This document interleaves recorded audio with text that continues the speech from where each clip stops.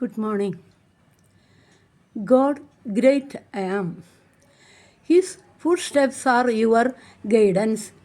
Call him the way. His majesty is your worship. Call him mighty God. His presence is your delight. Call him wonderful. His truth is your foundation. Call him rock. He will is your purpose.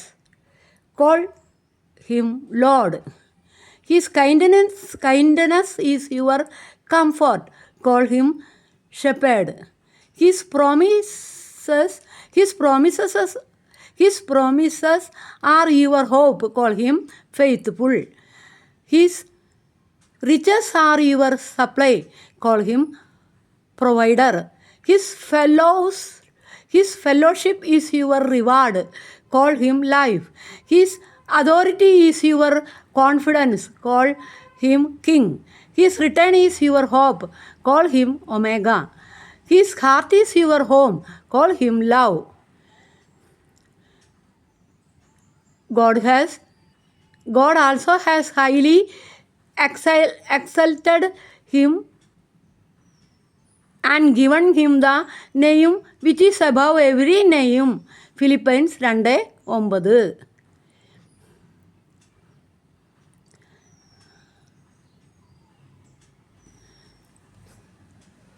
ഒരു സന്യാസി നദിക്കരയിൽ ഇരിക്കുകയായിരുന്നു.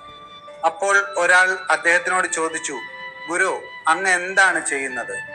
ഗുരു മറുപടി പറഞ്ഞു, ഞാൻ ഈ നദിയിലെ വെള്ളം മുഴുവൻ ഒഴുകിത്തീരാൻ കാത്തിരിക്കുകയാണ്. അതിനുശേഷം ഞാൻ ഈ നദി മുറിച്ചു കടക്കും. അത് കേട്ട ആ മനുഷ്യൻ പറഞ്ഞു, ഗുരു, അങ്ങ് എന്താണ് ഈ പറയുന്നത്?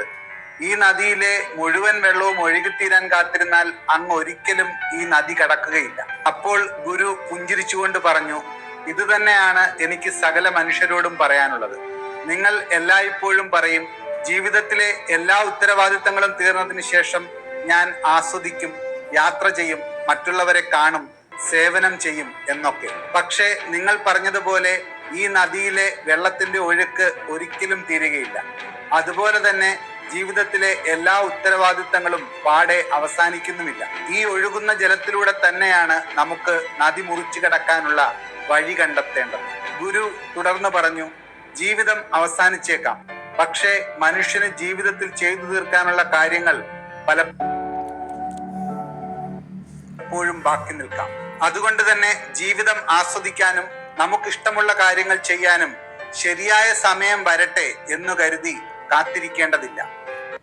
ഒരു സന്യാസി നദിക്കരയിൽ ഇരിക്കുകയായിരുന്നു. അപ്പോൾ ഒരാൾ അദ്ദേഹത്തിനോട്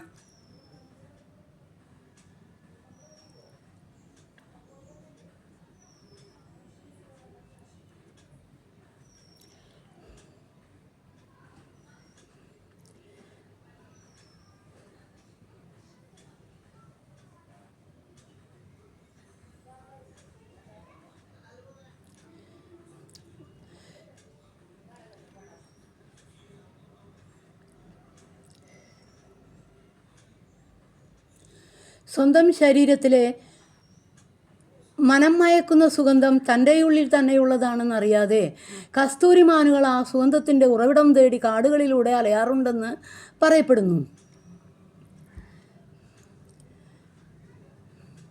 മനുഷ്യനും തൻ്റെ ഉള്ളിൽ തന്നെയുള്ള സുഖസന്തോഷങ്ങൾ തിരിച്ചറിയാൻ കഴിയാതെ ലൗകിക സുഖ ആഡംബരങ്ങളുടെ കളിപ്പാട്ടങ്ങൾ തേടി അലയുന്നു. സ്വന്തം ആത്മാവിനുള്ളിൽ മറഞ്ഞിരിക്കുന്ന ആനന്ദങ്ങളുടെ ഗൂഢമായ ഉറവിടം കണ്ടെത്തണമെങ്കിൽ ഇടയ്ക്കൊക്കെ സ്വന്തം ഹൃദയത്തിലേക്ക് ഒന്ന് തിരിഞ്ഞു നോക്കണം. കാലങ്ങളായി അവിടെ അടിഞ്ഞുകൂടിയിരിക്കുന്ന വൈകാരിക മാലിന്യങ്ങളെല്ലാം തൂത്തുവാരി പുറത്തേക്ക് കളയണം. ഹൃദയത്തിൽ സ്നേഹത്തിൻ്റെ വെളിച്ചം കത്തിച്ചു വെക്കണം. അപ്പോൾ ജീവിതത്തിൻ്റെ സുഖസന്തോഷങ്ങൾ അനുഭവിച്ചറിയാനാവും. ലോകത്തിലെ ഏറ്റവും മികച്ച വ്യക്തിത്വങ്ങളിൽ ഒരാളായിരുന്നു 103 വയസ്സുവരെ ആരോഗ്യത്തോടെ ജീവിച്ച ഡോക്ടർ ഗ്ലാഡിസ് മക്ഗാരി. അവരുടെ പ്രസിദ്ധമായ കൃതിയാണ് ദി വെൽ ലെവഡ് ലൈഫ് എന്ന പുസ്തകം.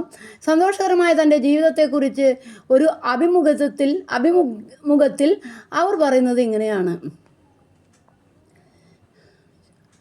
മനുഷ്യൻ്റെ എല്ലാ സൗഖ്യവും വരുന്നത് അവനവൻ്റെ ഉള്ളിൽ നിന്നാണ്. എല്ലാ രോഗശാന്തിയും അവനവൻ്റെ ഉള്ളിൽ തന്നെയുണ്ട്.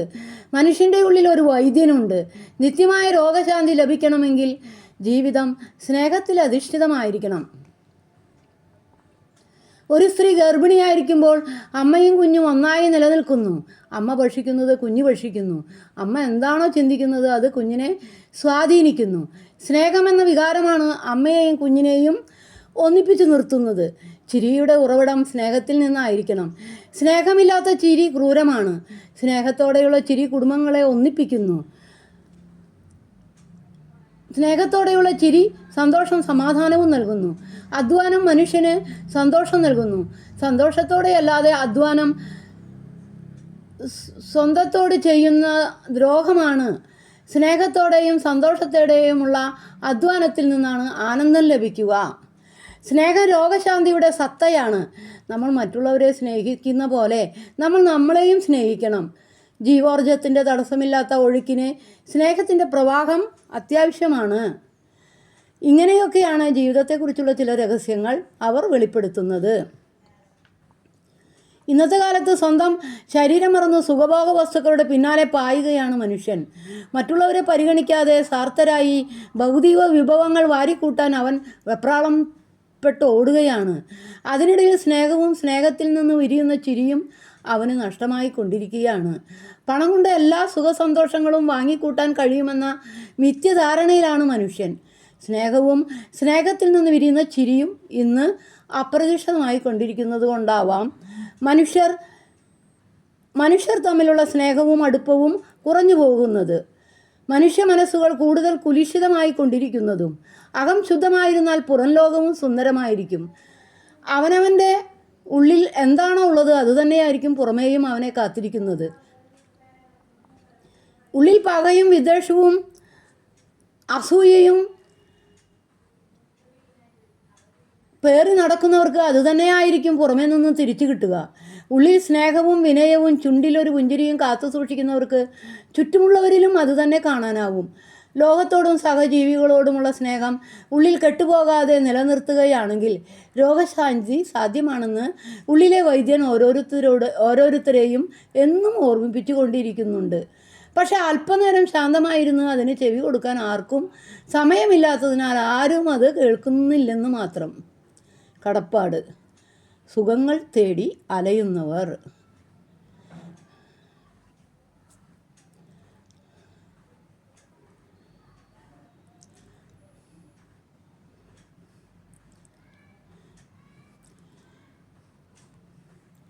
നേരോടെ നടക്കുന്നവർക്ക് അവൻ ഒരു നന്മയും മുടക്കുകയില്ല. സങ്കീർത്തനം 84.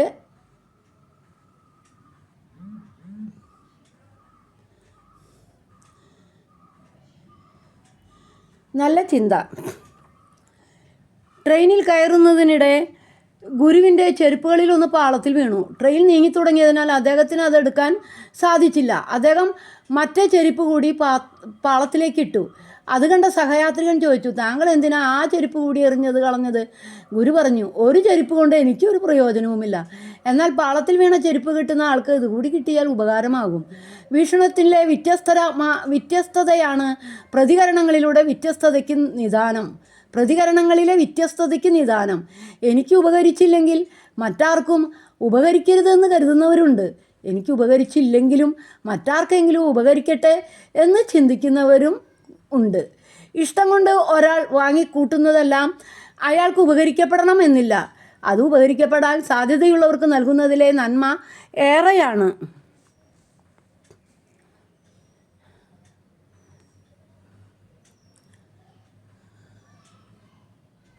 നഷ്ടപ്പെട്ടതിനെ ഓർത്ത് സങ്കടവുമായി നടക്കുന്നത് സ്വാഭാവികമാണ്.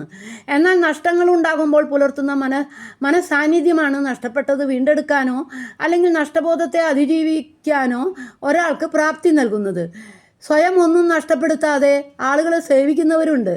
നഷ്ടം സഹിച്ചും മറ്റുള്ളവർക്ക് വേണ്ടി നിലകൊള്ളുന്നവരും ഉണ്ട്. എന്നാൽ ഇവർക്കെല്ലാം മുകളിലാണ് സ്വന്തം നഷ്ടങ്ങൾ പോലും അപരൻ്റെ സാധ്യതകളാക്കി മാറ്റാൻ കഴിയുന്നവർ. ഗുണഭോക്താവ് ആരെന്ന് പോലും നോക്കാതെ ചെയ്യുന്ന നന്മകൾ മറ്റെന്തിനേക്കാളും പവിത്രമാണ്. ഇത് വായിച്ചപ്പോൾ ഞാൻ എൻ്റെ ഒരു അനുഭവം പറയുകയാണ്. വർഷങ്ങൾ മുന്നേ ഒരു അമ്മച്ചി എന്നെ കാണാൻ വന്നു. അമ്മച്ചി വന്നപ്പോൾ ഭയങ്കര സങ്കടത്തിലാണ് വന്നത്. അമ്മച്ചിയോട് ഞാൻ ചോദിച്ചു, എന്ത് പറ്റി അമ്മച്ചി എന്ന് ചോദിച്ചു. അപ്പോൾ അമ്മച്ചി പറഞ്ഞു, എൻ്റെ കുട വരും വഴി പോയി, ബസ്സിലാണോ എവിടെയാണോ എനിക്കറിയില്ല. അത് സാരില്ല അമ്മച്ചി, അതിനെക്കുറിച്ച് വിഷമിക്കണ്ട അമ്മച്ചി. ഞാൻ വെള്ളം എടുക്കട്ടെ അമ്മച്ചിക്ക് കുടിക്കാൻ, എന്നിട്ട് നമുക്ക് പ്രാർത്ഥന മുറിയിൽ പോയി പ്രാർത്ഥിക്കാമെന്ന് പറഞ്ഞു. എൻ്റെ പ്രാർത്ഥന മുറിയിൽ. അങ്ങനെ അമ്മച്ചി വെള്ളം കുടിച്ച് ഞങ്ങൾ എൻ്റെ മുകളിലുള്ള പ്രാർത്ഥന മുറിയിൽ പോയി പ്രാർത്ഥിക്കുകയാണ് മൗനമായിട്ട്.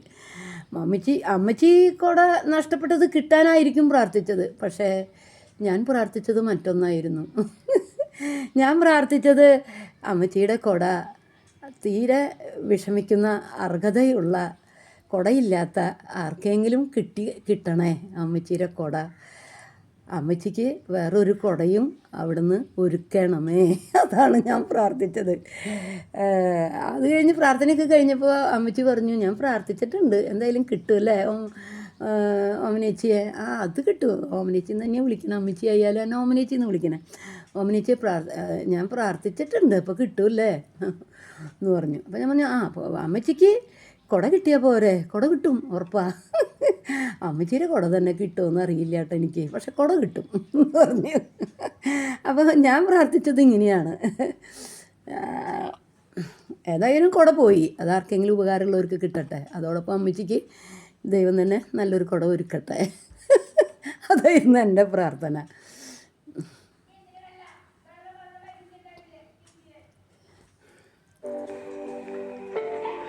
കർത്താവിന്റെ ഭുജമേ ഉണരുക, ഉണർന്ന് ശക്തി ധരിക്കുക. മുൻകാല തലമുറകളെ പൂർവ്വകാലങ്ങളിലെ പോലെ ഉണരുവിൻ. റാഹാബിനെ വെട്ടിനുറുക്കിയതും മഹാസർപ്പത്തെ കുത്തിപ്പിളർന്നതും അങ്ങല്ലേ. അത്യഗാധത്തിലെ ജലത്തെ വറ്റിച്ചത് അങ്ങല്ലേ. മോചിതർക്ക് കടന്നു പോകാൻ സമുദ്രത്തിന്റെ ആഴത്തിൽ പാതയൊരുക്കിയതും അങ്ങല്ലേ. കർത്താവ് വീണ്ടെടുത്തവർ സിയോനിലേക്ക് ഗാനാലാപത്തോടെ തിരിച്ചു വരും. നിത്യമായ ആനന്ദം അവർ ശിരസിൽ ചൂടും. സന്തോഷവും ആഹ്ലാദവും അവരിൽ നിറയും. ദുഃഖവും നെടുവീർപ്പും അവരെ വിട്ടുപോകും.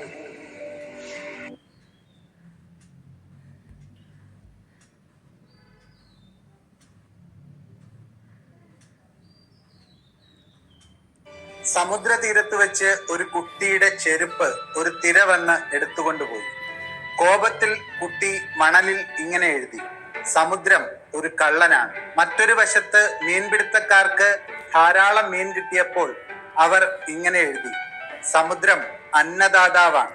ഒരമ്മയുടെ മകൻ സമുദ്രത്തിൽ മുങ്ങി മരിച്ചപ്പോൾ കരഞ്ഞുകൊണ്ട് അവർ ഇങ്ങനെ എഴുതി, സമുദ്രം ഒരു കൊലയാളിയാണ്. ഒരു ദരിദ്രനായ വൃദ്ധന് വിലയേറിയ ഒരു മുത്ത് ലഭിച്ചപ്പോൾ അയാൾ ഇങ്ങനെ എഴുതി, സമുദ്രം ഒരു മഹാദാനിയാണ്. ഇതെല്ലാം നടന്നുകൊണ്ടിരിക്കെ അപ്രതീക്ഷിതമായി ഒരു തിര വന്ന് ആ എഴുത്തുകളെല്ലാം തന്നെ ഒരു നിമിഷം കൊണ്ട് മായ്ച്ചു കളഞ്ഞു. സമുദ്രം ആളുകളുടെ അഭിപ്രായങ്ങളെ കാര്യമാക്കുന്നില്ല. അതിന്റെ സന്തോഷവും പ്രക്ഷുബ്ധതയും ശാന്തതയുമെല്ലാം അത് സ്വയം തീരുമാനിക്കും. ജീവിതത്തിൽ മുന്നേറണമെങ്കിൽ ലോകത്തിന്റെ വിധികളെ ആശ്രയിക്കാതെ സ്വന്തം രീതിയിൽ ജീവിക്കാൻ പഠിക്കണം. സമുദ്രതീരത്ത് വെച്ച് ഒരു കുട്ടിയുടെ ചെരുപ്പ്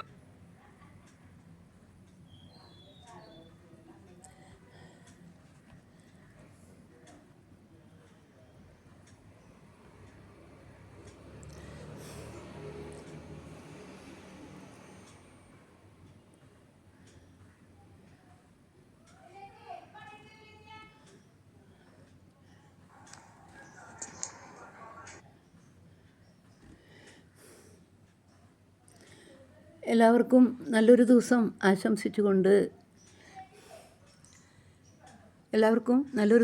ആശംസിച്ചുകൊണ്ട് പ്രാർത്ഥനയോടെ